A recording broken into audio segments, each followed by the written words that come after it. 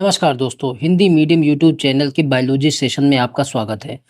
दोस्तों, इस Hindi medium YouTube channel पे मैं आपको एक क्रमबद्ध तरीके से जीएस पढ़ा रहा था और उसमें मैंने आपको जो बिहार स्पेशल होती हैं उनकी क्लासेस प्रॉपर तरीके से बता दी, उनकी प्लेलिस्ट बना के आपको पीडीएफ वगैरह दे दी, जो आप लोग लगातार उसको देख रहे हैं, ठीक है? और उसके बाद मैंने जो दूसरा स्टेप उठाया, मैं आपको बायोलॉजी शुरू किया था, क्योंकि बायोलॉजी होता क्या है कि ये जो वनडे एग्ज़ाम होते हैं, चाहे यूपी पीसीएस का एग्ज़ाम हो, बिहार का कोई एग्ज़ाम हो, कई किसी भी तरीके का सी ग्रुप का, डी ग्रुप का, कोई सा भी एग्ज़ाम हो, इसमें बायोलॉजी से सवाल आते ही आते हैं। तो हमने उसी सीरीज़ को लगातार कंटिन्यू रखा कि हमको दिमाग में हमारे ये था कि हमको पूरा का पूरा जीएस कवर करना है। तो हमने बायोलॉजी शुरू की। उसके पहले हर स्टेट का जो स्पेशल सवाल होते हैं, तो मैंने बिहार का पहले शुरू किया। तो इस बिहार स्पेशल की सारी क्लासेस मैंने प्रॉपर ढंग से आपको करवा दी हैं। तो उनकी 29-30 क्लास हैं, वो लोग आप लोग वहाँ से सारी चीज़ें कवर कर सकते हैं। और जो भी बिहार का एग्ज़ाम आएगा, चाहे एईडीओ का एग्ज़ाम हो, दरोगा का एग्ज़ाम हो, बीपीएससी का जो प्रीसेस वाला एग्ज़ाम होता है वो हो, या कोई भी ग्रुप डी लेवल का, सी लेवल का, कोई भी सीजीएल वगैरह का कोई भी एग्ज़ाम हो, टीआरई का एग्ज़ाम हो, सब में वो काम आने वाला है। उसके बाद जब बच्चों ने कहा कि सर आप प्रॉपर तरीके से जीएस भी कंप्लीट एक बार एक राउंड में करवा दीजिए, तो उसी को ध्यान में रखते हुए मैंने शुरू किया बायोलॉजी और जो है मॉडर्न हिस्ट्री की क्लास। तो 2 जो है सब्जेक्ट मैंने एक साथ शुरू किए, लेकिन बहुत ज़्यादा मुझे टाइम नहीं मिल पा रहा। वो इसलिए क्योंकि इतना सारा कंटेंट तैयार करना, उसको लिखना, उसको अपने हिसाब से समझना, फिर आपको समझाना, इन सब में लगता है टाइम। तो उसके लिए मतलब कि मैं बहुत ज़्यादा क्लासेस नहीं बना पा रहा, 2 ही क्लासेस अभी तक बना पा रहा। अब धीरे मतलब कि जल्दी ही शुरू करूँगा करंट अफेयर की भी क्लासेस, जो रात को 9 बजे कम से कम हुआ करेंगी रोज़, मतलब कि आपको मिल जाया करेगी उसकी पीडीएफ टेलीग्राम पे। और आप लोग लगातार हर दिन का 20-25 करंट अफेयर होगा। तो अगर उसको जल्दी से कवर कर लेंगे, तो लास्ट टाइम पे क्या होता है कि करंट अफेयर का बोझ हो जाता है, जो हमसे कवर नहीं होता है। और जो लोग कह रहे हैं कि सर साल भर का करंट अफेयर एक बार करवा दीजिए, कम से कम हमारे एग्ज़ाम जो सामने हैं, उनमें काम आ जाए, तो वो कोशिश भी मैं कर दूँगा जल्दी ही, ठीक है? और उसके बाद बचे हुए जो सब्जेक्ट हैं, पॉलिटी है, ज्योग्राफी है और हिस्ट्री तो हो ही रहा, इकोनॉमी का पोर्शन, एनवायरनमेंट का, मिडवल हिस्ट्री, मॉडर्न हिस्ट्री, जितना भी सब कुछ मतलब कि एंशिएंट हिस्ट्री, जितना सब कुछ हो सकता है ना, मैं धीरे-धीरे सब कुछ कराऊँगा। केमिस्ट्री की एक मैराथन क्लास मतलब कि चैनल पे पड़ी है, वहाँ से तब तक उसको कवर करते रहो। और जो सेकंड राउंड में केमिस्ट्री में पढ़ाऊँगा, तो बहुत अच्छे से वो सब भी करवा दूँगा, उसको और डिटेल में पढ़ा दूँगा, ठीक है? तो बायोलॉजी की जो हमारी सीरीज़ थी दोस्तों, उसमें हमने अभी तक क्या-क्या देख लिया। देखो, सबसे पहला चैप्टर जो हमारा होता है वो सेल का होता है, कोशिका का होता है। कहीं भी आप बायोलॉजी पढ़ें तो यही सब पढ़ाया ही जाता है, और मैंने आपको व्यवस्थित तरीके से सारे चैप्टर बताए और उनके नोट्स भी आपको प्रोवाइड करवा दिए। हर क्लास के नोट्स आपको टेलीग्राम चैनल पे भेज देता हूँ, वहीं से जाके जो है नोट्स डाउनलोड कर लो और सामने रख के सुन लो, तो आपका उद्देश्य जो है पूरा हो जाएगा। दूसरा जो हमारा चैप्टर होता था इसी सेल से जुड़ा हुआ, वो है आनुवांशिकी, आनुवांशिकता। तो इसको मैं हमने मतलब कि इसको बोलते हैं जेनेटिक्स। तो हमने दूसरा चैप्टर ये पढ़ा। तीसरा हमारा आनुवांशिकता से ही जुड़ा हुआ चैप्टर जो था वो था सेल डिवीज़न या कोशिका विभाजन। कोशिका विभाजन तीसरा चैप्टर जो था। तो हमने कोशिका विभाजन, सेल डिवीज़न वो भी पढ़ लिया, ठीक है? 3 चैप्टर हमारे पूरे होते हैं। और फिर चौथा हमारा जो चैप्टर आता है इसके बाद आता है ऊतक का। ऊतक जो होता है टिश्यू, तो चौथा हमारा चैप्टर ये चल रहा था और इसमें हमने बहुत सारी चीज़ों को, जिसमें 4 तरीके के ऊतक मैंने एनिमल ऊतक बताए और 2 तरीके के मैंने आपको प्लांट ऊतक बताए, प्लांट टिश्यू बनाए। और ये 4 तरीके में जो उपकला ऊतक होता है वो हमने समझ लिया। हम फिर समझ रहे थे दूसरे उसके बाद जो कनेक्टिव टिश्यू होता है, जो संयोजी ऊतक होता है, वही समझ रहे थे। और कनेक्टिव टिश्यू में मैंने आपको बहुत सारी चीज़ें बताई। मैंने आपको बोन बताई, मैंने आपको टेंडन बताया, मैंने आपको कार्टिलेज बताया, areolar tissue, adipose tissue, cartilage, ये सब। और उसके बाद मैं आपको ब्लड बता रहा था, ठीक है? तो ये सारी चीज़ें आपको बता दी और फिर मैंने ब्लड बताना शुरू किया। तो ब्लड का पूरा मैंने आपको बैकग्राउंड बताया कि ब्लड किन चीज़ों से मिलके बना होता है, क्या-क्या ब्लड में पाया जाता है, ये सारी चीज़ें मैंने आपको बता दी। उसके बाद मैंने बताया कि ब्लड में जो प्लेट मतलब कि 2 हिस्सा होता है ब्लड का, एक जो होता है तरल भाग होता है उसको प्लाज्मा कहते हैं, और दूसरा होता है जिसको मतलब कि जो क्या कहते हैं, जो आरबीसी होती हैं, मतलब कि जो एक ठोस पदार्थ होता है, ठोस रूप में होता है ब्लड में, उसको मतलब कि वो जो बना मिलके बना होता है, जो आरबीसी से, डब्ल्यूबीसी से, प्लेटलेट से, उसको मतलब कि कणिका युक्त पदार्थ बोलते हैं, ठीक है? तो ये दोनों चीज़ें हमने देख ली, जो होती हैं कि आरबीसी होती है, डब्ल्यूबीसी और प्लेटलेट्स। तो हमने आप आरबीसी जो पूरी तरीके से अपना सारा कुछ कवर कर लिया है। देखो जो ब्लड मतलब कि ब्लड जो दो तरीके का है, उसमें प्लाज्मा है, तरल पदार्थ, और दूसरा जो सॉलिड पदार्थ है उसको बोलते हैं ब्लड कॉर्पसेल्स या रक्त कणिकाएं। तो रक्त कणिकाओं में जो सॉलिड पदार्थ है उसमें आरबीसी है, डब्ल्यूबीसी है, प्लेटलेट्स है। तो हमने आरबीसी को पूरी तरीके से कवर कर लिया। आज का हमारा जो टॉपिक है, पहले हम शुरू करेंगे डब्ल्यूबीसी, उसके बाद प्लेटलेट्स, और जब इनको पूरा कर लेंगे फिर हम आ जाएंगे ब्लड ग्रुपिंग में। ठीक है, तो कुछ भी छोड़ने वाला नहीं हूँ, स्टेप बाय स्टेप आपको सब कुछ बताते चलूंगा। ठीक है, चलो हम शुरू करते हैं अपना पहला चैप्टर जो है डब्ल्यूबीसी। आरबीसी के विषय में हमने सारा कुछ इन्फॉर्मेशन पिछले वीडियो में ले लिया था कि आरबीसी का क्या काम होता है, किस तरीके की सारी संरचनाएं उसमें पाई जाती हैं, हाँ, सारा कुछ ए टू जेड हमने समझ लिया था। आज का हमारा टॉपिक है डब्ल्यूबीसी। देखो डब्ल्यूबीसी को मैंने आपको शुरुआत में ही बताया कि डब्ल्यूबीसी को ल्यूकोसाइट भी बोलते हैं, और ल्यूको का मतलब होता है व्हाइट और साइट्स का मतलब होता है सेल, तो व्हाइट सेल। तो डब्ल्यूबीसी का जो देखने में लगेगा आप तो ये व्हाइट कलर की होगी, इसीलिए इसको बोलते हैं ल्यूकोसाइट। तो ये दिमाग में रखना। ये हमारी बॉडी में क्या काम करती है, ये हमारी बॉडी में लाइक ए सोल्जर काम करती है, मतलब एक सैनिक की तरह काम करती है। अब बताओ सैनिक का क्या काम होता है। सैनिक का काम ये होता है कि हमको हमारे शरीर को या हमारे देश को दूसरे जो मतलब कि अनवांटेड मटेरियल है या जो दूसरे जगह के कुछ आक्रमण करने वाले लोग हैं उनसे हमको प्रोटेक्ट करना। तो यही काम हमारी जो डब्ल्यूबीसी है ये करती है, हमारे शरीर को जो अनवांटेड मटेरियल होते हैं, अनवांटेड कोशिकाएं होती हैं या कुछ बीमारी होती है उनसे हमारी रक्षा करती है। तो सोल्जर की तरीके से हमारी बॉडी के लिए काम करती है। अब स्टेप बाय स्टेप सबको समझो। सामान्यतः मेल और फीमेल में 6,000 से लेकर 11,000 प्रति माइक्रोलीटर में पाई जाती है। तो इसकी संख्या हजार में होती है, दिमाग में ये रखना, सबसे कम होती है। इसका शेप किस तरीके का होता है, अमीबॉइड होता है, अमीबा के तरीके से टेढ़ा मेढ़ा शेप होता है जैसे अमीबा होती है। और मैंने आरबीसी का शेप किस तरीके का बताया था, आरबीसी का शेप जो बताया था आपको बाइकॉन्वेक्स शेप बताया था। ठीक है, आरबीसी में न्यूक्लियस जो स्तनधारी होते हैं उनमें न्यूक्लियस नहीं पाया जाता है, मैंने ये आपको बताया था। लेकिन जो डब्ल्यूबीसी होते हैं इनमें न्यूक्लियस पाया जाता है। ठीक है, इनको सोल्जर ऑफ द बॉडी कहते हैं, जो मैंने आपको बता दिया। शरीर के सैनिक कहते हैं, इसलिए कहते हैं कि हमारे शरीर का जो डिफेंस मैकेनिज्म है उसको बनाते हैं, शरीर की रक्षा करते हैं, रोगों से लड़ने में, प्रतिरोधक क्षमता में, हर चीज में ये मदद करते हैं। कुछ भी अगर हमारे शरीर के साथ गलत होता है तो वो कौन लड़ता है, ब्लड में जो डब्ल्यूबीसी है वही लड़ता है। ठीक है, इसका जीवन काल कितना होता है, 1 हफ्ते के करीब होता है, 8 से 9 दिन होता है। उसी प्रोसेस में बनती, बिगड़ती, टूटती और लगातार बनती रहती है। ठीक है, ये दिमाग में रखना है। सबसे बड़ी रक्त कोशिका इसी में पाई जाती है, तो ये भी दिमाग में रखना है।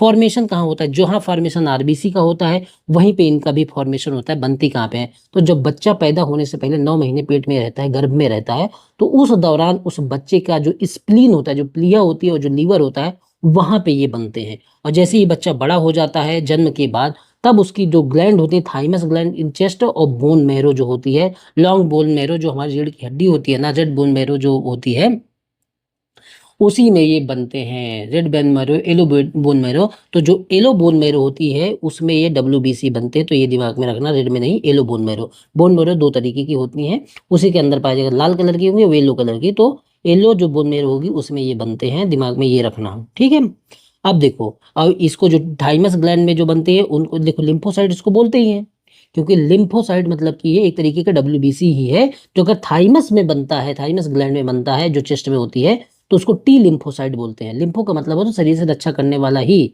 और दूसरा होता है जो बी लिम्फोसाइट होता है उसको बोलते हैं बोन मैरो, जो बोन मैरो में बनती है उसको बी लिम्फोसाइट बोल देते हैं। तो ये डब्ल्यूबीसी के प्रकार हो गए, इतना मतलब कि टाइप हो गए, कहाँ से बन रहे उनके हिसाब से ये होते हैं। ठीक है, और दोनों जो है एक तरीके की एंटीबॉडी हैं, और दोनों क्या होते हैं, बीमारियों से हमारे शरीर की प्रतिरक्षा करते हैं, रक्षा करते हैं। ये दिमाग में आपको रखना है। अब आ जाते हैं डब्ल्यूबीसी के प्रकार। इनको शरीर के सैनिक कहा जाता है, ये तो सब आपको पता ही है। प्रकार देखो 2 तरीके के होते हैं, एक तो होता है इनमें कणिका में, दूसरा होता है अकणिका में, या मतलब कि दानेदार और अदानेदार, मतलब कि बिना दाने का। तो जो दानेदार होते हैं उनको ग्रेनुलोसाइट्स बोलते हैं, और जो अदानेदार होते हैं या बिना दाने के होते हैं, अकणिका माने होते हैं, उनको अग्रेनुलोसाइट्स बोलते हैं। ठीक है, अब कणिका में भी 3 प्रकार के होते हैं। जब आप ब्लड टेस्ट करवाने जाते हैं तो आपने देखा होगा ब्लड टेस्ट की रिपोर्ट में eosinophil, neutrophil, basophil, lymphocyte, monocyte, ये सब लिखा रहता है कि आपका ये कहीं बढ़ा तो नहीं है। अगर बढ़ा होता है तो वो एलर्जी का साइन होता है कि आपके अंदर कुछ ना कुछ दिक्कत है, एलर्जी है, इसीलिए आपको खांसी, जुकाम, बुखार ये सब कुछ होता रहता है। तो यही सारी चीजें चेक की जाती हैं डब्ल्यूबीसी की। भाई आपका जो प्रतिरोधक क्षमता है वो सही से काम कर रही कि नहीं। एलर्जी होती तो आपका जुकाम बंद ही नहीं होता, खांसी बंद ही नहीं होती। लेकिन जब एलर्जी की दवाई दी जाती है तो ये इनका जो लेवल होता है बैलेंस हो जाता है, eosinophil, basophil, neutrophil, lymphocyte, monocytes का। तब आपका शरीर प्रॉपर ढंग से फिर काम करने लगता है। ठीक है, तो देखो, जो ये ग्रेनुलोसाइट्स होती हैं, ये 3 तरीके की होती हैं मोटे तौर पर, इज़्नोफ़िल, बेसोफ़िल और न्यूट्रोफ़िल। और जो अग्रेनुलोसाइट्स होती हैं, अकड़िका में जो डब्ल्यूबीसी होती हैं, वो लिम्फोसाइट्स होती हैं और मोनोसाइट्स होती हैं। तो ये दिमाग में रखना, ठीक है। अब देखो, जो बेसोफ़िल होती है, मूल रूप से हमारे शरीर में पता है, ये जो डब्ल्यूबीसी पाई जाती है, इसमें मेन रूप से लिम्फोसाइट और ये न्यूट्रोफ़िल जो होती है, यही दोनों की संख्या ज़्यादा होती है, बाकी की संख्या तो कम ही होती है। तो ये दिमाग में रखना। और ये मेन जो एंटीबॉडी है, यही दोनों मेन एंटीबॉडी हैं, न्यूट्रोफिल और क्या है, लिम्फोसाइट। ये दोनों मिलके ही जो हमारे शरीर के अनवांटेड मटेरियल होते हैं, या हमारे शरीर में जो कुछ भी जाता है, उसको पूरा का पूरा अनवांटेड मटेरियल है, उसको एक तरीके से डाइजेस्ट कर लेते हैं। और डाइजेस्ट करके जो भी खराब पदार्थ होता है, उसको जब खा जाएंगे, पचा जाएंगे, तो उससे हमारे शरीर की रक्षा हो जाती है। तो एक तरीके से ये बीमारियों से बचाते हैं, प्रोटेक्शन का काम करते हैं, दिमाग में ये रखना है। इजनोफिल क्या होता है, ये एलर्जी के लिए उत्तरदायी है। बेसोफिल, और जो इजनोफिल है, ये भी परजीवियों का भक्षण करता है। जो भी हमारे मतलब कि शरीर में पैरासाइट्स आते हैं, उनको ये खा लेता है, उनका भक्षण कर लेता है, और इस तरीके से हमको एलर्जी से बचाता है। और जब एलर्जी होती है, तो इसका मतलब है कि हमारा इजनोफिल बढ़ा हुआ होता है, क्योंकि जब एलर्जी होगी तो भक्षण ये नहीं कर पाएगा, तो इसकी संख्या बढ़ जाती है। ये थोड़ा सा आपको हमेशा उल्टा दिखेगा, तो दिमाग में ये रखना है। ठीक है, इजनोफिल आपका अगर टेस्ट कराने जाओ, तो अगर आपका इजनोफिल बढ़ा है, तो इसका मतलब आपके अंदर एलर्जी थोड़ा सा ज़्यादा हो रही है। और देखो, इसमें क्या है, मोनो जो न्यूट्रीफिल होता है, ये भी परजीवियों को भक्षण करता है लेकिन, और देखो, ये जो मोनोसाइट्स और लिम्फोसाइट, इनको समझ लो। मोनोसाइट्स जो होती है, ये हमारे शरीर का सर्वाधिक सक्रिय जीवाणु भक्षी फैगोसाइट, जो जीवाणु होते हैं उनको खा लेता है, कोशिका है। इसका काम होता है सेल्फ और नॉन सेल्फ की पहचान करना। अगर कोई कोशिका बाहर की है, हमारे शरीर की नहीं है, तो उसको नॉन सेल्फ बोला जाता है। और जो हमारे शरीर की कोशिकाएं हैं, या हमारा शरीर जिनको अडेप्ट कर लेता है, वो पहचान जाता है कि हमारे घर का मेंबर है कि नहीं है, तो उसको सेल्फ कोशिकाएं बोलते हैं। अगर जैसे हम कोई ऑर्गन डोनेट करते हैं, तो बाहर की कोशिका ले रहे हैं, या हमारे शरीर में कोई ऑर्गन का आता है, जैसे हमारे शरीर में ब्लड ले रहे हैं किसी दूसरे का, तो हमारे शरीर के हिसाब से अडॉप्ट करना, या दूसरे का अंग प्रत्यारोपण होता है, तो जो दूसरा होता है उसको नॉन सेल्फ बोलते हैं, और जो हमारे शरीर की कोशिकाएं उसको सेल्फ बोलते हैं। तो इन्हीं की ये पहचान करता है। और फिर उनसे क्या होता है, अगर कुछ जीवाणु हैं जो हमारे शरीर के लिए लाभदायक नहीं है, तो उनका भक्षण कर लेता है। कौन? यही मोनोसाइट्स। तो इसका काम है सेल्फ और नॉन सेल्फ की पहचान करना। अगर कोई बाहरी सेल है, तो उसको समझना, और फिर अगर खतरनाक है हमारे शरीर के लिए, तो उसको खा पी के बराबर कर देना। ठीक है, एक है। अब दूसरा है जो लिम्फोसाइट्स, ये सबसे विशिष्ट या विशिष्ट प्रतिरक्षा, स्पेशल इम्यूनिटी का भाग है, जो किसी संक्रमण के खिलाफ एंटीबॉडी बनाकर संक्रमण के कारकों को रोकता है। तो जो मैंने आपको बताया, वही काम ये सब मिलके करते हैं कि स्पेशल इम्यूनिटी बनाते हैं और एंटीबॉडी बनाकर और संक्रमण को हमारे रोकते हैं। 2 प्रकार के होते हैं, B lymphocyte, T lymphocyte. Thymus gland में बनता है तो उसको टी लिम्फोसाइट बोलते देते हैं, और बोन मैरो में बनता है तो उसको बी लिम्फोसाइट बोल देते हैं। तो लिम्फोसाइट के ये प्रकार हैं। ठीक है, और लिम्फोसाइट क्या है? एक प्रकार के डब्ल्यूबीसी है। ठीक है, दिमाग में रखना। एंटीबॉडी का प्रयोग, जो एंटीबायोटिक होती है, जैसे हम बहुत सारे एंटीबायोटिक दवाई लेते हैं कि हमारे अंदर बैक्टीरिया हो गया, तो हम मतलब कि एंटीबायोटिक हमको लेते रहने चाहिए। तो ये एंटीबायोटिक का प्रयोग तब किया जाता है जब ये हमारी लिम्फोसाइट है, ये या हमारी जो रोग प्रतिरोधक क्षमता हमारे शरीर की है, वो रोगाणुओं से लड़ने में सक्षम नहीं होती, तभी हमको एंटीबायोटिक की ज़रूरत पड़ती है। तो दिमाग में ये रखना। और जो तब होता है, और जब हमारी बॉडी जो है एंटीबॉडी का पर्याप्त निर्माण नहीं कर पाती है, तब हमको बाहर से दवाई के रूप में एंटीबॉडी लेनी पड़ती है।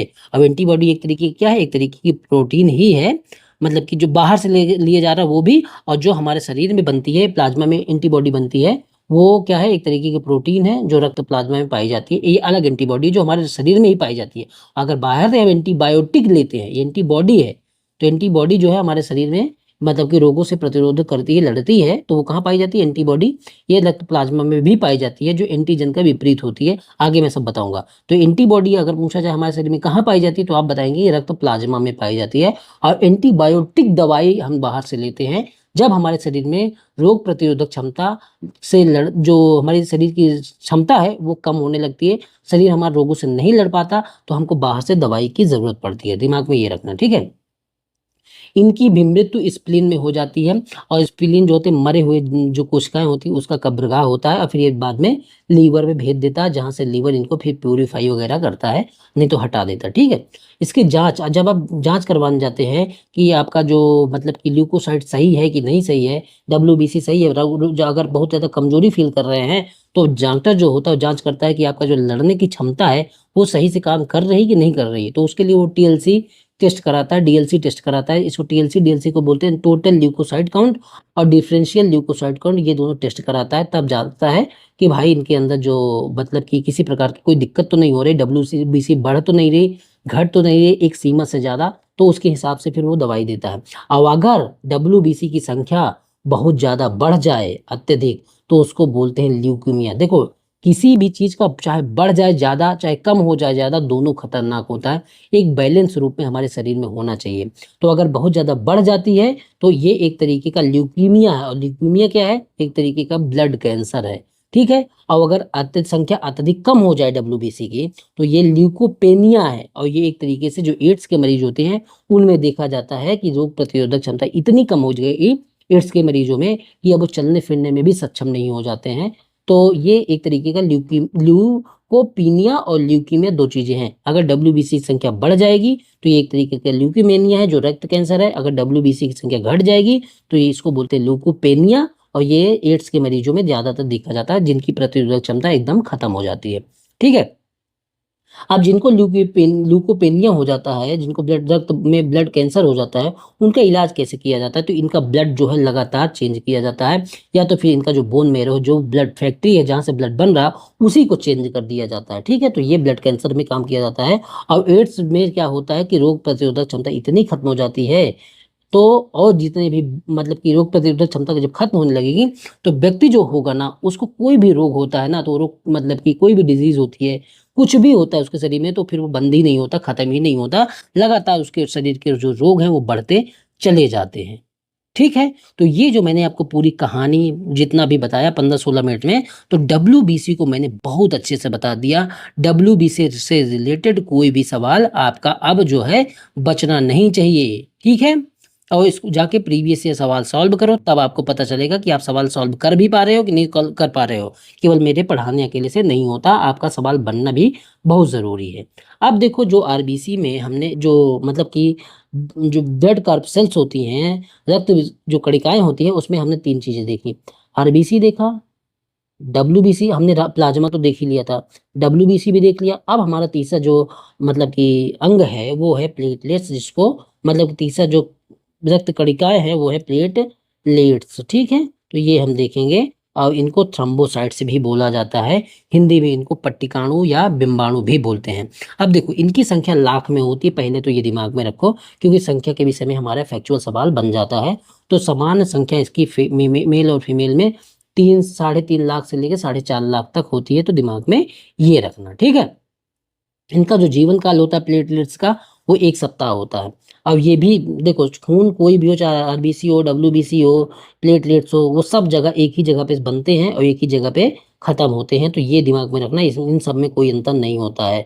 तो ये भी जो है, ये जन्म से पहले लीवर और स्प्लीन में बनेंगे, जन्म के बाद रेड बोन मैरो या जो मेगा कैरोसाइट्स होती है। मेगा कैरोसाइट्स का मतलब कि बहुत बड़ी जो सेल होती है, जो मेगा का मतलब बड़ा, और कैरोसाइट्स का मतलब केंद्रक वाली जो सेल होती है, उन्हीं में बनता है। मूल बात ये रखो कि ये भी हमारी जो बोन मैरो उन्हीं में बनते हैं प्लेटलेट्स। तो ठीक है, अब देखो इनका काम क्या होता है। जो प्लेटलेट्स होती हैं दोस्तों, इनका काम होता है कि जो खून है हमारा वो जमा रहे, उसके रक्त में थक्का बना रहे, एकदम पिघल मतलब कि इतना पतला ना हो जाए, या अगर नहीं जमेगा तो पूरा जो रक्त है वो हमारे शरीर में यूं ही बह जाएगा और बाहर बह जाएगा। तो हमारे शरीर में इससे क्या होगा, व्यक्ति की मृत्यु हो जाएगी, हेमरेज हो जाएगा।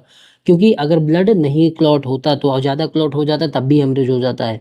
तो ये काम कौन करता है? ये जो काम करता है जो प्लेटलेट्स, इसका मुख्य काम होता है रक्त का थक्का बनाना, रक्त को गाढ़ा करना। अगर हमारे कट जाए, बताओ अगर मेरे यहाँ पे कट गया मान लो, तो ब्लड निकलता चला जाएगा। अगर वो सूखेगा नहीं, उसका थक्का नहीं जमेगा, तो बताओ अगर कहीं भी कट जाए तो लगातार उससे तो ब्लड निकलता ही रहेगा, और इससे तो व्यक्ति की मृत्यु हो जाएगी। तो कौन सी चीज है जो इसको रक्त को जमा देती है? तो वो यही प्लेटलेट्स है जो रक्त को जमा देती है। और यहीं पे जब आप डेंगू सुने होंगे कि डेंगू किसी को हो जाता है, निमोनिया वो क्या कहते हैं, चिकनगुनिया किसी को हो जाता है, तो उसकी प्लेटलेट्स बहुत डाउन हो जाती है। तो ऐसा क्या होता है? तो डेंगू में होता है कि उसकी प्लेटलेट्स डाउन डाउन हो जाती हैं। तभी आप सुना होगा कि उसके तो खून निकल रहा, भाई नाक से मुंह से खून निकलने लगा। क्योंकि डेंगू में क्या है, प्लेटलेट्स कम हो जाएंगी तो रक्त का थक्का जो है नहीं जमता है, कम जमता है। तो क्या होता है, इंटरनल ब्लीडिंग शुरू हो जाती है, जहां से जो फ्लो होना चाहिए वो नहीं हो पाता और पतला हो जाता है, मतलब कि थक्का नहीं जमेगा तो खून जो है बाहर आने लगता है। इसलिए प्लेटलेट्स का होना हमारे बॉडी में बहुत जरूरी है, ठीक है। अब देखो ये कैसे काम करता है। तो ये थ्रोम्बोसाइट से रिलीज करके, थ्रोम्बोसाइट्स क्या होते हैं, एक तरीके के प्रोटीन होते हैं जो ब्लड में, खून में पाए जाते हैं। ये सब मैं आपको अभी बता रहा।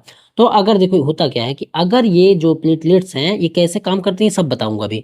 अगर एक नॉर्मल तरीके से इन बढ़ जाए, प्लेटलेट्स की संख्या बहुत ज्यादा बढ़ जाए, अब बहुत ज्यादा बढ़ जाए तो खून ज्यादा गाढ़ा हो जाएगा, कम हो जाएंगे तो खून पतला हो जाएगा। अगर बहुत ज्यादा हो जाएंगे, खून गाढ़ा हो जाएगा, तो उससे एक रोग हो जाता है जिसको बोलते हैं थ्रोम्बोसिस, थ्रोम्बोसिस रोग। और इसमें क्या होता है, आयरन ज्यादा हो गया, खून ज्यादा गाढ़ा हो गया, और जब खून ज्यादा हो जाएगा तो ब्लड का फ्लो क्या हो गया, स्लो हो जाएगा कि नहीं।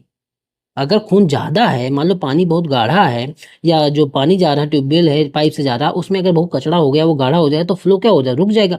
और जब फ्लो रुक जाएगा तो हार्ट अटैक, हार्ट स्ट्रोक के चांस क्या हो गए, ब्लड तक खून जो जाएगा वो कम जाएगा, तो हार्ट अटैक के चांस बहुत ज्यादा बढ़ जाएंगे। ठीक है, तो ये दिमाग में रखना। और अगर डिक्रीज हो जाता है, मतलब कि एक नॉर्मल तरीके से प्लेटलेट्स बहुत कम हो जाती हैं, तब डेंगू हो सकता है, और इससे इंटरनल ब्लीडिंग जो है वो हो सकती है। तो दिमाग में ये रखना, अंदर खून जो है वो बह सकता है इधर उधर, और फिर नाक के थ्रू, मुंह के थ्रू, हर जगह जो मतलब कि बाहरी जो हमारे एक्सक्रीशन होता है, जहां से निकलने की चीजें हैं, वहां से ब्लड निकलने लगता है, इंटरनल क्या होगा, खून बहने लगेगा, तो क्लॉट नहीं होगा। और दो दो फैक्ट देख लो ये हैं, उनको भी समझ लो, और उसके बाद हम समझेंगे ब्लड कैसे क्लॉट होता है, ये जमता कैसे है, ठीक है। ब्लड क्लॉटिंग, जो मधुमेह की मरीज, जो डायबिटीज की मरीज होते हैं, उनमें ये प्रक्रिया मंद हो जाती है। तो ये नोट है, बस समझ लो आप। हाइड्रा एक होता है जीव जिसमें खून नहीं होता पर वो सांस लेता है। तो दोनों चीजें आपको दिमाग में ये दोनों रखनी है, क्या, जो मैंने नोट्स बताए। आप देखो कुछ कुछ इंपॉर्टेंट नोट्स हैं, उनको भी समझना हमारे लिए बहुत जरूरी है। क्योंकि जो व्यक्ति होता है, कोई भी व्यक्ति है, सामान्य व्यक्ति है, अगर उसमें साधारण सा घाव हो जाता है, तो ऐसा देखा जाता है कि 2 से 8 मिनट के अंदर रक्त का थक्का जमने लगता है और रक्तस्राव बंद हो जाता है। अब बताओ, प्लेटलेट्स अगर कमजोर हो जाएगी, कम हो जाएंगी, तो यही रक्त का थक्का जमने लगेगा, जमने नहीं जमेगा, और रक्त का स्राव बंद ही नहीं होगा, और व्यक्ति की जो है मृत्यु हो सकती है। अगर रक्तस्राव बंद ना हो तो रक्त का थक्का नहीं जमता, और ये एक तरीके का अनुवांशिक रोग हो जाता है, जिसे कटा पिटा नहीं, लेकिन अगर उनका जो रक्तस्राव मतलब कि कुछ भी हो जाता है तो बहता ही रहता है। ये माँ बाप से बच्चों में आता है, अनुवांशिक रोग है। और ये इसको बोलते हैं हीमोफीलिया। हीमोफीलिया में रक्त का थक्का जमता ही नहीं है। तो हेमोफीलिया ज्यादातर पुरुषों को प्रभावित करता है, और ये एक तरीके की सेक्स लिंक्ड डिजीज है। इसका मतलब है कि ये सेक्स लिंक्ड डिजीज का मतलब है कि एक खास सेक्स में ये पाया जाएगा जो उसकी वाहक होंगी, और दूसरा इससे प्रभावित होगा। जैसे महिलाएं इसके वाहक होती हैं, और प्रभावित इससे ज्यादातर पुरुष होते हैं, ठीक है। तो आगे हम सब हीमोफीलिया, सब सारे जो रोग होंगे उनमें मैं इनको बहुत अच्छे से बताऊंगा। तो अभी याद रखना है, जो हीमोफीलिया होती है उसमें रक्त का थक्का नहीं जमता है, ठीक है। तो प्लेटलेट्स भी आप समझ गए, आरबीसी भी समझ गए, डब्ल्यूबीसी और प्लेटलेट्स, सब कुछ आप समझ चुके हैं, ठीक है, तीनों चीजें। अब प्लेटलेट्स में हमने ये देखा कि जो रक्त का थक्का अगर नहीं जमता है तो व्यक्ति की मृत्यु हो जाती है। तो ये रक्त का थक्का आखिर हमारे जो मतलब कि खून है उसमें जमता कैसे है, हमारे शरीर में रक्त का थक्का जमता कैसे है, ये भी तो हमको मतलब कि समझना चाहिए, ठीक है। देखो, तो रक्त का थक्का जमाने की प्रक्रिया क्या क्या है वो सारा कुछ हम समझेंगे इस वीडियो में। देखो, जो ब्लड क्लॉटिंग एजेंट हैं या फैक्टर हैं वो कौन कौन से होते हैं, कि किन किन चीजें चीजें कौन कौन सी होती हैं जिसकी वजह से हमारा खून जमता है। तो देखो, प्लेटलेट्स का होना बहुत जरूरी है, और थ्रोम्बोप्लास्टिन, थ्रोम्बोकाइनेज, ये एंजाइम है, इनका होना बहुत जरूरी है। थ्रोम्बिन और फाइब्रिन, ये एक तरीके के प्रोटीन है, इनका होना बहुत जरूरी है। कैल्शियम का होना बहुत जरूरी है। आपसे अगर ये पूछा जाता है कि कौन सा धातु आयन रक्त के जमा में सपोर्ट करता है, तो आप कैल्शियम का नाम लेंगे। कौन सा विटामिन रक्त जमा में सपोर्ट करता है, तो इसको बोलेंगे विटामिन के। तो विटामिन के भी रक्त जमा में मतलब कि सपोर्ट करता है, इसके लिए काम करता है। ये ध्यान में रखना, ये दोनों चीजों को, ठीक है, क्योंकि अलग से इनसे सवाल बने हैं। और जो मैं विटामिन पढ़ाऊंगा, न्यूट्रिशन वाला चैप्टर होगा, उसमें सारा कुछ आपको स्पष्ट करूंगा, ठीक है। अब देखो कैसे क्या होता है, सारा प्रक्रिया हम एक एक स्टेप में करके समझेंगे। देखो, कोई भी हमारा सेल है या मेरी बॉडी है, उसमें कोई टिश्यू है, मान लो ये हाथ है, अब मेरे हाथ में कट गया और कट गया तो ब्लड निकलने लगा। तो कोई भी कोशिका फट गई, टूट गई, कट गई, कुछ भी हो गया तो खून निकलने लगा। अब ये जमेगा कैसे, कौन सा प्रोसेस होता है, क्योंकि इससे सवाल बनता है, पूछा गया है। तो इसमें होता क्या है कि हमारी प्लेटलेट्स में ही हमारी जो बॉडी है उसके जो मतलब कि जो रक्त है उसमें आरबीसी है, डब्ल्यूबीसी है, प्लेटलेट्स। और प्लेटलेट्स में भी बहुत सारी चीजें हैं। उस प्लेटलेट्स में पाया जाता है थ्रोम्बोसाइट्स। क्या पाया जाता है दोस्तों? थ्रोम्बोसाइट्स। एक मतलब कि जो है ब्लड सेल में ये पाया जाता है थ्रोम्बोसाइट्स, एक प्रकार की कोशिकाएं ही हैं, ठीक है। अब ये थ्रोम्बोसाइट्स क्या करता है कि एक तरीके का, जैसे ही फटा ये हमारा शरीर, मतलब कि जो हमको घाव हुआ, खून बहने लगा, तो ये तुरंत ही प्लेटलेट्स में जो थ्रोम्बोसाइट्स है एक तरीके का ये केमिकल उत्पन्न करता है जिसको बोलते हैं थ्रोम्बोप्लास्टिन। क्या उत्पन्न करता है? थ्रोम्बोप्लास्टिन। ये एक तरीके का केमिकल है, एंजाइम है, ये दिमाग में रखना। अब ये थ्रोम्बोप्लास्टिन क्या करता है कि ब्लड में एक या प्लाज्मा में एक दूसरा जो होता है, प्लाज्मा में ही प्रोथ्रोम्बिन नाम का मटेरियल होता है, इनएक्टिव प्रोटीन होता है। इसको ये ब्लड में जो रहता है इसको जो है मतलब कि रिलीज करना शुरू कर देता है, एक्टिव कर मतलब कि इनएक्टिव प्रोटीन है, इसको जगा देता है। ये कौन, मतलब कि अभी जगाया नहीं, लेकिन ये थ्रोम्बोप्लास्टिन का रोल अभी आएगा। तो ये थ्रोम्बोप्लास्टिन देखो इधर मतलब केमिकल के रूप में उत्पन्न हो गया थ्रोम्बोसाइट से। तो एक दिमाग में ये रखना, एक प्रोसेस ये होगा। दूसरा चीज ये होता है कि हमारे ब्लड में या प्लाज्मा में एक दूसरा पदार्थ पाया जाता है, प्रोथ्रोम्बिन। ये अलग है, ये अलग है। तो मैं अब बता रहा कि यहाँ तक के प्रोसेस आपको समझ में आया कि जैसे ही कटा उसके बाद जो हमारे प्लेटलेट्स है उसमें थ्रोम्बोसाइट्स जो सेल है उन्होंने एक क्या किया, थ्रोम्बोप्लास्टिन नाम का केमिकल उत्पन्न कर दिया, ठीक है। अब दूसरा चीज जो होता है हमारे ब्लड में ही, प्लाज्मा में ही प्रोथ्रोम्बिन नाम का एक इनएक्टिव प्रोटीन जो है ब्लड में पाया जाता है। दूसरी चीज है, ठीक है। अब जब से ये भी पाया जाने लगा और वो उधर केमिकल भी उत्पन्न हो चुका है, अब होता क्या है कि यही जो प्रोथ्रोम्बिन है, ये जो है प्रोथ्रोम्बिन, ये जो केमिकल उत्पन्न हुआ, ये केमिकल ना इस अपनी उपस्थिति में इस प्रोथ्रोम्बिन को, कि जो प्रोथ्रोम्बिन इनएक्टिव है अभी, और इसको कैल्शियम धातु के आयन, हमारे ब्लड में कैल्शियम धातु भी पाई जाती है, तो उसके आयन जो होते हैं इनके साथ मिलके इस प्रोथ्रोम्बिन जो एक तरीके इनएक्टिव प्रोटीन था, अभी तक इनएक्टिव था, ठीक है, ये इसको क्या करता है, एक्टिव कर देता है और थ्रोम्बिन में बदल देता है। तो सारा प्रोसेस आपको स्पष्ट होना चाहिए। और जैसे ही थ्रोम्बिन में बदलता है तो ये एक्टिव हो जाता है। क्या हो जाता है? एक्टिव। और फिर क्या होता है, यही थ्रोम्बिन हमारे जो ब्लड है, ब्लड में एक इनएक्टिव प्रोटीन और पाया जाता है जिसका नाम है फाइब्रोनोजेन। तो ये पाया जाता है। तो ये क्या काम करता है, थ्रोम्बिन क्या काम करता है कि थ्रोम्बिन और विटामिन के, हमारे बॉडी में विटामिन के भी पाया जाता है, तो इन दोनों के साथ मिलके ये फाइब्रोनोजिन जो है थ्रोम्बिन के साथ और विटामिन के साथ मिलके फाइब्रिन फाइबर बना लेता है। फाइब्रिन जो फाइब्रिन फाइबर बना लिए। तो पूरा का पूरा प्रोसेस समझ में आया। सबसे पहले हमारी कोशिका फटी, उसके बाद हमारे प्लेटलेट्स से थ्रोम्बोसाइट्स जो सेल हैं उनमें से केमिकल एक उत्पन्न हुआ जिसका नाम है थ्रोम्बोप्लास्टिन। एक स्टेप ये हो गया। इसी टाइम पे क्या होता है कि हमारी बॉडी में एक जो ब्लड है उसमें एक इनएक्टिव प्रोटीन पाया जाता है जिसका नाम होता है, जो आप मतलब कि जो चीज़ें लिखी हुई हैं उधर देखो, तो प्लाज्मा में जो प्रोथ्रोम्बिन पाया जाता है एक इनएक्टिव प्रोटीन पाया जाता है। और जैसे इनएक्टिव प्रोटीन ये पाया जाता है उधर केमिकल उत्पन्न हो चुका है थ्रोम्बोप्लास्टिन। तो ये थ्रोम्बोप्लास्टिन क्या करता है, अपने साथ जो कैल्शियम धातु है उसको जोड़ता है और उसी के दौरान ये प्रोथ्रोम्बिन को क्या कर देता है, बदल देता है थ्रोम्बिन, और ये हो जाता है एक्टिव। पहले जो प्रोथ्रोम्बिन था वो इनएक्टिव था, लेकिन अब थ्रोम्बिन जब बन गया तो ये एक्टिव प्रोटीन हो गया। अब तीसरा स्टेप होता है, हमारी जो बॉडी है, हमारा जो ब्लड है उसमें एक और इनएक्टिव प्रोटीन पाया जाता है जिसका नाम है फाइब्रिनोजेन।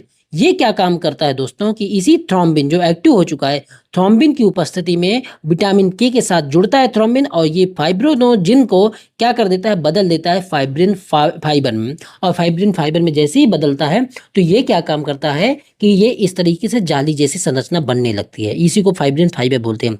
और ये क्या काम करता है, जो आरबीसी में हमारा जो रक्त है, जो हमारी रक्त है, इनको आरबीसी को अपने ही इसी जाल में फंसाने लगता है। अब जाल में फंसाने लगेगा तो इसी को तो कहते हैं कि लाल लाल रक्त कणिकाएं जब इसमें फंस जाएंगी तो इसी को कहेंगे कि ब्लड देखो क्लॉट होने लगा।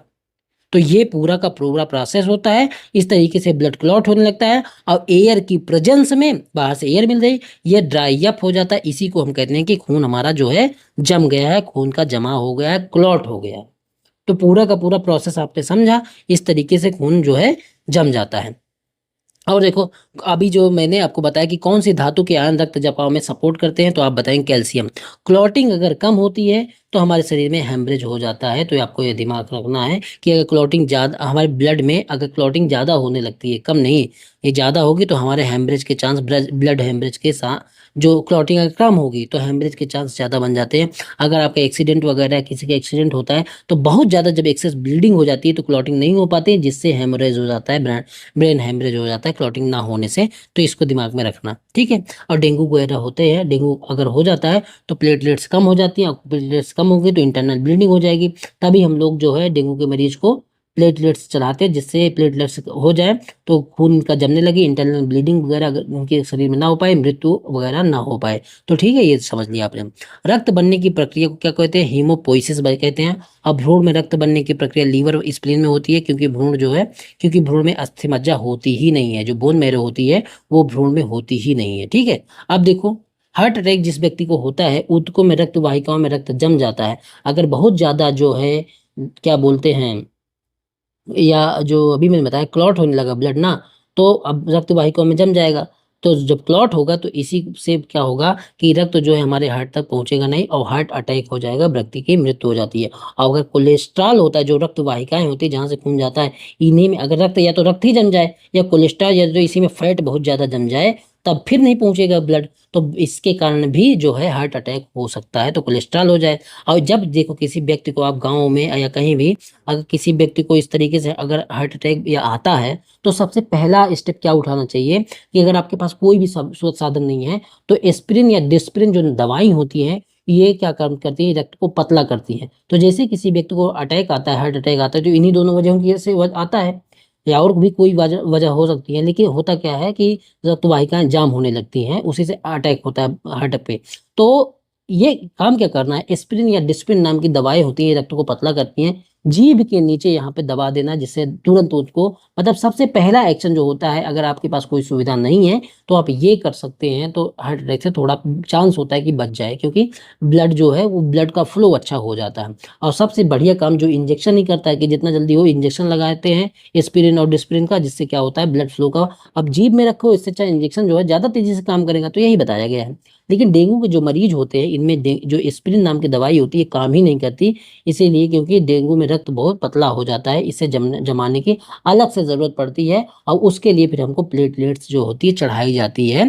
तो ये सारा का सारा प्रोसेस मैंने आपको सब कुछ बता दिया। अब हमारा जो टॉपिक है उसको बोलेंगे ब्लड ग्रुप। तो हमने जो इस वीडियो में देखो क्या क्या समझ लिया, हमने डब्ल्यूबीसी समझ ली, और हमने प्लेटलेट्स और जो है ब्लड क्लॉटिंग समझ ली। तो ब्लड का ये जो हमारा दूसरा वीडियो था ना, तो उसमें हमने सारा दो ब्लड के वीडियो हो चुके हैं, ठीक है। अब तीसरा जो वीडियो होगा, तीन कम से कम चार वीडियो ब्लड में बनेंगे, और ये 30-30 मिनट के, क्योंकि ब्लड में बहुत सारी इंफॉर्मेशन होती है। इसके बाद ब्लड ग्रुप बताऊंगा, उसके बाद ब्लड किस तरीके से हमारे लंग में और जो हार्ट में किस तरीके से जाके काम करता है, वो सारी चीज़ें। तो देखो, तो इस तरीके से करते करते ना हम सारी biology step by step cover करेंगे, कुछ भी छोड़ूंगा नहीं, चले भले ही थोड़ा टाइम लग जाए। इसलिए ये कर रहा कि फिर आपको इस वीडियो के अलावा कुछ भी वीडियो देखने की ज़रूरत ना पड़े, कहीं भी कोचिंग में पैसा बर्बाद करने की ज़रूरत ही ना पड़े। इसलिए थोड़ा सा डिटेल हो जाता है, और डिटेल इस तरीके से नहीं होता, लोग इसी को 2 घंटे में बताएंगे, ठीक है। तो मैं ज़्यादा बकवास ना करके आपको टू द पॉइंट दे देता हूँ। तो इसको ये मत समझना कि बहुत ज़्यादा डिटेल है, डिटेल वगैरह कुछ नहीं होता, जब तक ढंग से पढ़ोगे नहीं पास ही नहीं होगी, जिस तरीके से एग्जाम का पैटर्न चेंज हो रहा है, ठीक है।